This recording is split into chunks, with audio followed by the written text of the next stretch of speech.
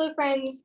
Thank you so much for joining me today. My name is Miss Caitlin, and I'm the Children's Librarian at the Fairborn Community Library. Grown-ups, I want to remind you, if you haven't done so already, sign your little ones up for our summer reading club. We're also offering curbside pickup for requested items, and we can curate a collection of items based on your interests via our new home collection service. You can find out more information about all of these services at our website at greenelibrary.info. So let's get started on our story time. Today I'm going to be sharing books, songs, and an activity about lions. But what letter does lion start with? Let's think. Lion begins with the letter L. Here's our capital letter L and our lowercase l. What else starts with the letter L? Lettuce.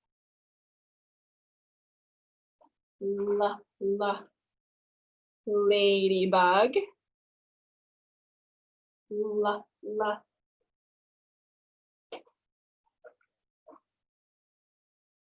Lion. What begins with L? What begins with L? We all know, we'll tell you so. What begins with L? Lion begins with L. Lion begins with L. We all know, we'll tell you so. Lion begins with L. What else starts with L? Lettuce begins with L. Lettuce begins with L. We all know, we'll tell you so. Lettuce begins with L. And our ladybug. Lady begins with L. Ladybug begins with L. We all know, we'll tell you so. Ladybug begins with L. So let's read some books about lions. Our first book is called Little Red and the Very Hungry Lion. This book is written by Alex T. Smith, and he also drew the pictures. This book we're going to read with permission from Scholastic. This is Little Red, and today she is going to be gobbled up by a lion. And this is the lion, and at least that's what he thinks is going to happen today. One hot morning, Auntie Rosie woke up covered in spots. And there was only one thing for them, spot medicine. Ring, ring, ring, ring.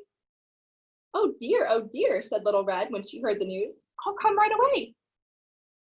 So she put some spot medicine in her basket and waved goodbye to her daddy. There she is.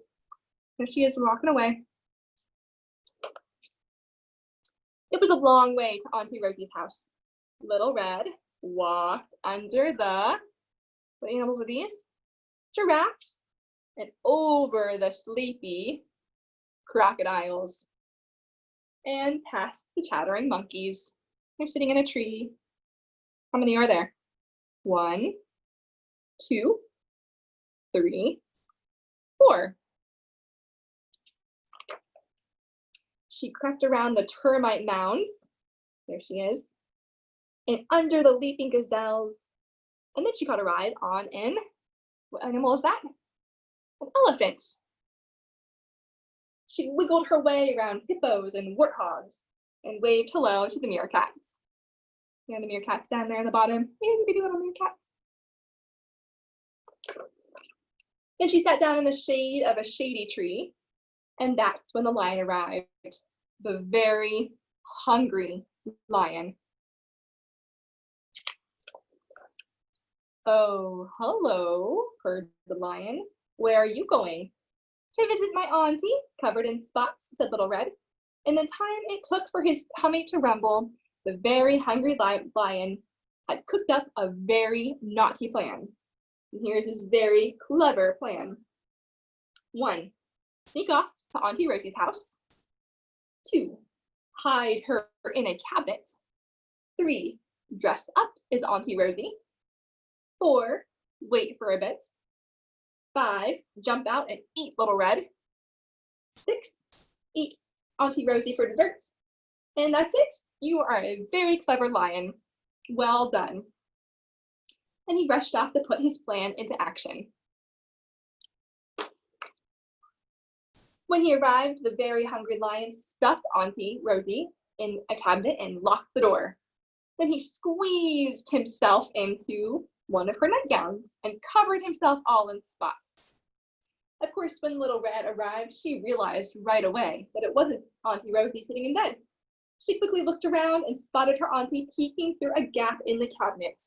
There's one little eyeball there in the cabinet, looking out. That's Auntie Rosie. Then Little Red decided that she was going to teach the naughty lion a lesson. "Oh, Auntie," cried Little Red, "what tangled hair you have." And before the hungry lion could even lick his lips, Little Red had brushed and combed and twisted and braided until the lion had a very lovely new look. This had not been a part of the lion's plan. Look at his braided hair. How do you think he feels? Maybe mad, frustrated. So he opened his mouth wide. "Disgusting!" shouted Little Red. "What gigantic, grimy teeth you have, Auntie." What is she going to make him do you think? Let's find out. And Little Red made the very hungry lion brush and brush and brush his teeth until they sparkled. "Oh, Auntie," sighed Little Red, "what an old nightgown you were wearing." And before the very hungry lion knew it, Little Red had found a much prettier dress for him to wear. This had not been a part of Lion's plan either. Look how unhappy he looks. He's got his hair braided, his teeth are brushed, and he's wearing a very pretty dress. "Stop!" yelled the lion. "I am a very hungry lion and my tummy is grumbling." Little Red pointed her finger. "Well, trying to eat children and aunties is very naughty. If you were hungry, all you had to do was ask for some food." The very hungry lion let Auntie Rosie out of the cabinet and said sorry, ever so politely. Little Red gave Auntie Rosie the spot medicine, which worked immediately. Then the three of them gobbled up a whole basket of donuts together. The lion ate 5. Soon it was beginning to get dark, so the lion walked all the way back home with Little Red on his very best behavior. He promised to never, ever, ever try to eat another auntie or any children. But he might be tempted to eat Daddy. No, bad kitty. The end. I love that book. It reminds me of a story about a girl that goes to her grandmother's house. You know what story I'm talking about? Little Red Riding Hood. And she meets who? Oh, the big bad wolf. So that story was just about one lion. Let's see if we can find some other lions and count them together. One little lion roaring at the zoo called for another. Roar! And then there were, how many? 1, 2. 2 little lions underneath a tree called for another. Roar! Roar! And then there were, how many? 1, 2, 3. 3 little lions heard a distant roar, called for another. Roar! Roar! Roar!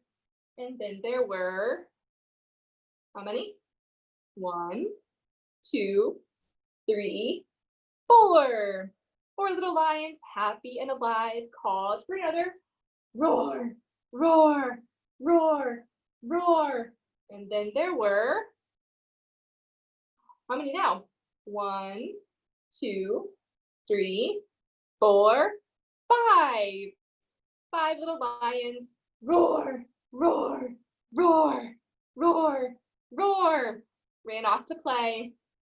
1, 2, 3, 4, 5. And then there were no more. How many is that? 0. We're going to read one more book together before we say goodbye. And this is also with permission from Scholastic. And it is called The Lion Inside. This book was written by Rachel Bright and illustrated by Jim Field. These two people together created this book. Rachel Bright wrote the words and Jim Field drew the pictures.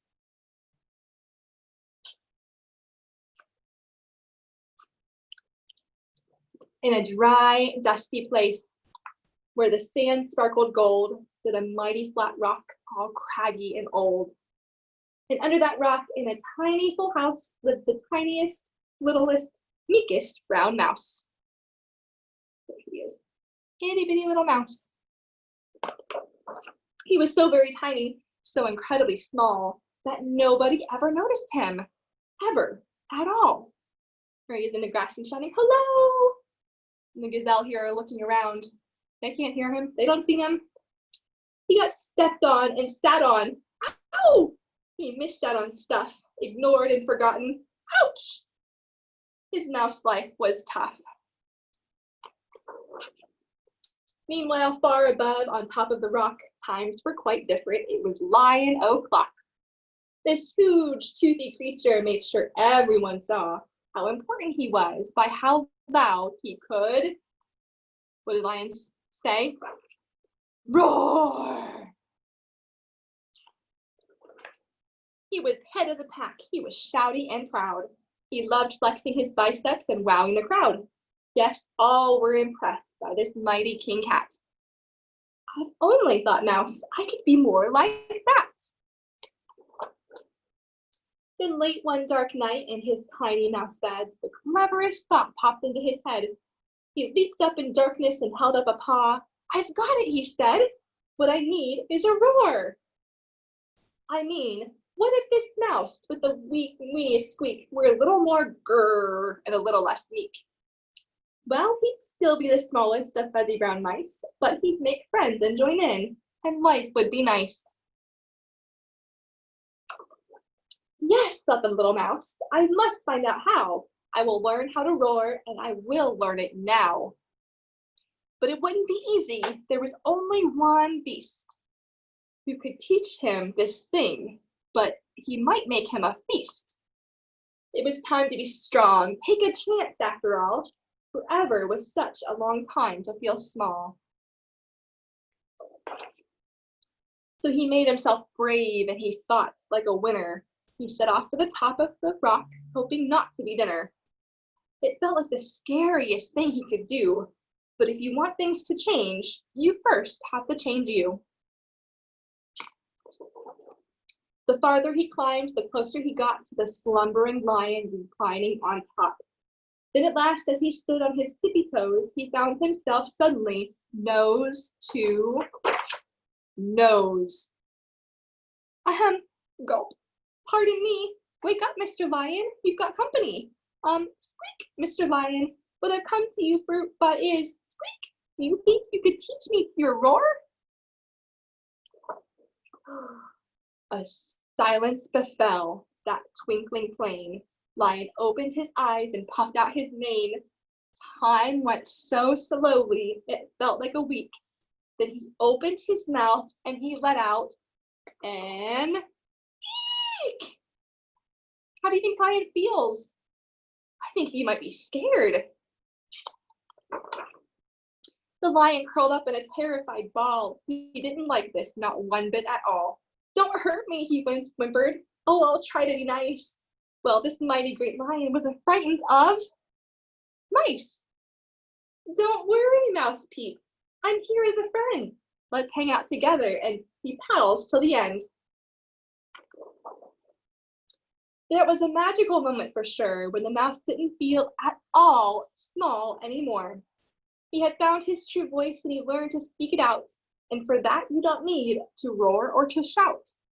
And from that day and always, the two were a pair. They both liked that rock better, now that the rock was to share. The mouse, while still little, felt big in his head, and Lion, he still roared, but with laughter instead. Ha ha ha ha ha. Yes, that day they both learned that no matter your size, we all have a mouse and a lion inside. The end. Thank you so much for joining me today. I really hope you enjoyed the little red Little Red and the Very Hungry Lion and the Lion Inside. Bye!